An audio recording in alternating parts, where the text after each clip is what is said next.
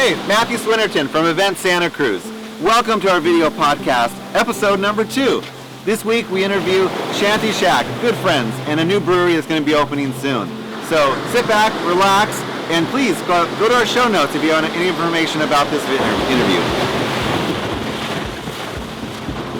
Hi, I'm Brandon, brewer and owner of Shanty Shack Brewing. My name is Nathan, brewer owner at Shanty Shack Brewing.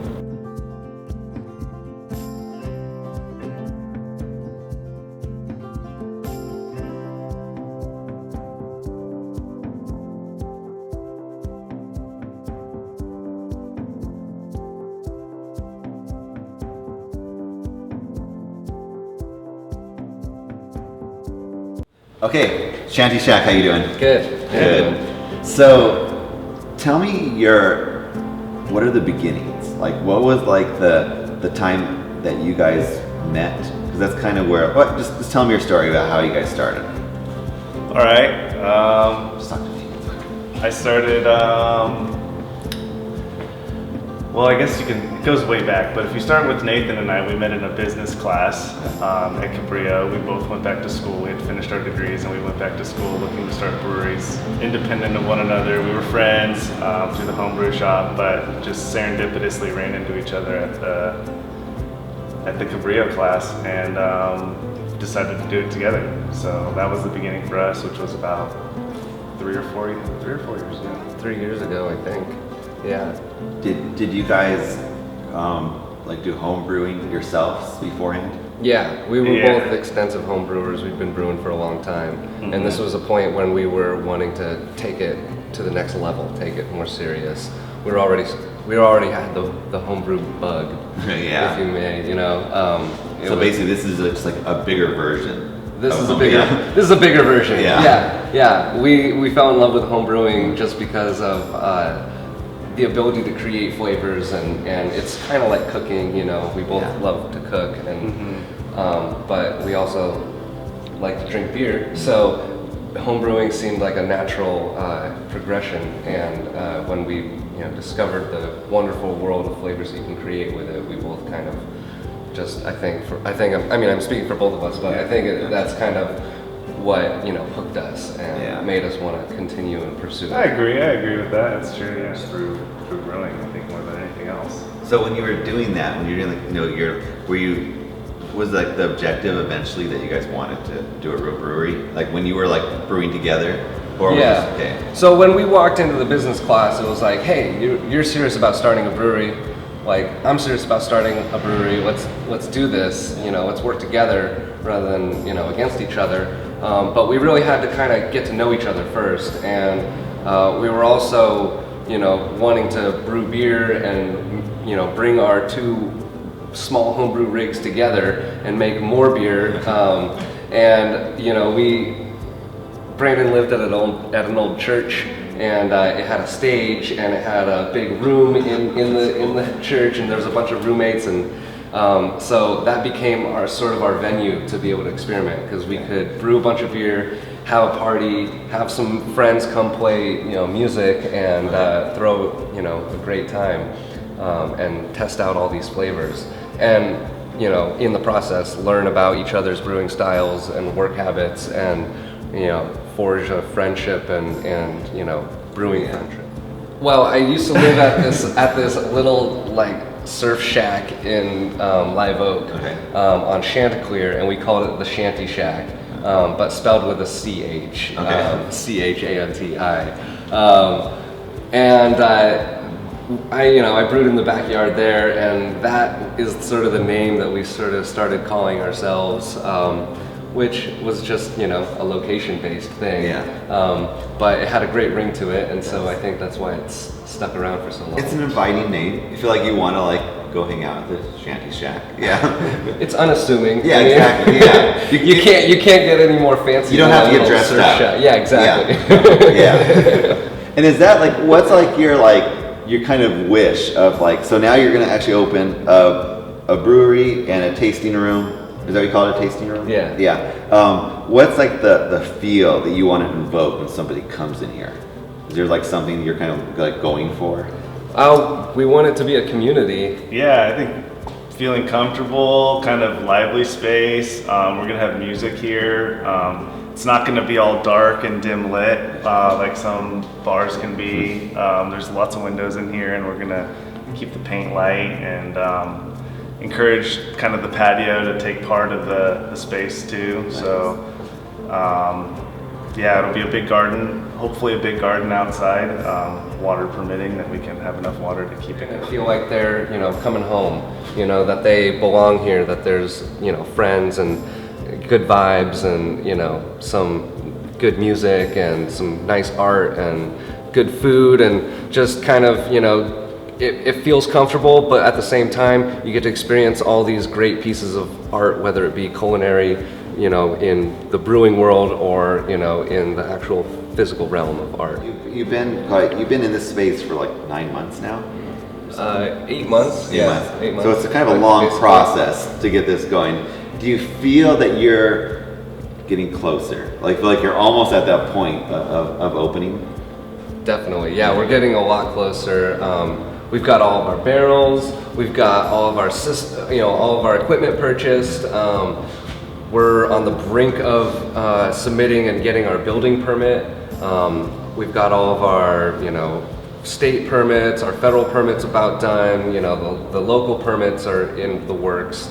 So things are really coming towards, I think when we get our building permit, that's going to be, we talk about that being like the crest. Yeah. And then from there, it's going to be all downhill till opening. It'll be, coming in and having contractors do all the work and hook everything up, and then brewing a ton of beer so that we can. Nice. It'll be real work, because when you come into the space, it can feel like you're kind of just floating in the doldrums, because all you're doing is making phone calls to 1 million people, and you don't really see physical change happening. So that'll be exciting to see that change actually start to fruition. We're both brewers, so we like to be hands-on with stuff. Putting us behind the computer for 24/7 for 6 or 8 months at a time isn't not good. Yeah, isn't that mesh well too good? What's making us, I think what makes us most unique is our fruit and herb and spice beers that we do. We, as home brewers, we've always experimented with that style or that technique, and like making a mint stout, or going after like a mint chocolate chip ice cream kind of thing, or going loquat beers, beers. Yeah, we've done a loquat beer before. Whatever fruit tree our friends had, yeah, pretty much. And I mean, that's I think something that there's a lot of guys doing that nowadays too. But we've been doing that from home brewers, and our small system I think is going to really appeal to that. It's going to be you're not making, the big breweries can't really do it because they're making beer in huge quantities, and if it flops, then they're out like a lot of money. So the small system allows us to experiment, but we'd like to do everything. Yeah. Mm-hmm. One is about the Santa Cruz beer community. Like, have you seen it grow over the last couple of years? And what do you see like the scene of it? Like, how do you describe the scene of Santa Cruz? I guess I would say kind of the unsung place that everyone meets is Seven Bridges. I guess if you're in the beer community here, you kind of know that, but not everyone does. A lot of the brewers in Santa Cruz worked there for several years, and if they're not working as brewers in Santa Cruz, they're working as brewers somewhere else in the state. But yeah, it's grown a lot. Yeah, I mean, how many since in the last 3 years? It's been we got like 13. 5. Yeah, we have 13 altogether now. Yeah. I mean, Santa Cruz is already such a DIY place. Mm-hmm. With the homebrew shop and being the only organic homebrew shop in the world. Really? Yeah. Wow. Yeah. It it really attracts a lot of what I think Santa Cruzians are all about. Doing it yourself and doing it in a conscious way, and so that's definitely been the breeding grounds. There's a lot of breweries have come out from that place. I'll also say it's exciting because I think we're finally reaching kind of a critical mass now where Santa Cruz can be seen as truly a beer destination, and a place for people to come and try great beer, where there's a lot of breweries, and mean, with things like the beer trail going on and just some of the more local beer events that we have had pop up and tasting rooms and stuff around town, it's really starting to kind of unify and become something. Yeah, like everybody's friends, like all the brewers Yeah. are very close, and they want you to succeed because the more brewers, the more scene there is, and everybody prospers, and everybody gets to have another beer. So Craft beer is a response to mainstream beer being identical and bland. Craft beer is about difference and variety, and so the more breweries there are, the better it is for everybody, because then there's more variety and more options. So it is seen as a big family. Everybody in the brewing world seems to, want to help the other guy up. I mean, when you look at small guys like us and Humble C that are just starting, we get a helping hand from, Discretion and Rustic Ales, and then you see that all the way up into the bigger breweries. The bigger breweries like Sierra Nevada are helping home brewing, and they're helping other breweries, and they're doing collaborations and just bringing everybody up with them, which is a great thing to see. It's real positive. Tell me a beer that you like besides your guys' beer in town. Like, is there like a location you like to go to, and there's a certain beer that you like? I mean, there's probably many, but like what like jumps out to you? Like, what current one do you like? I had what did I have? I had a cellar maker at Lupolo the other day that was really good. But I always like new stuff. So Peanut Sante, when they release stuff, is a lot of fun. And I know Discretion just released a sour bottle. I haven't tried it yet, but I'd love to get over and try that.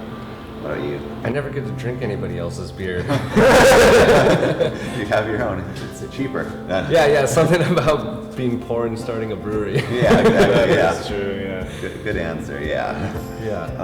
Well, there are perks of the industry too when you go out, so. Yeah. That's true, yeah. That's true, you guys are all As brewers, you don't really have to pay. Yeah.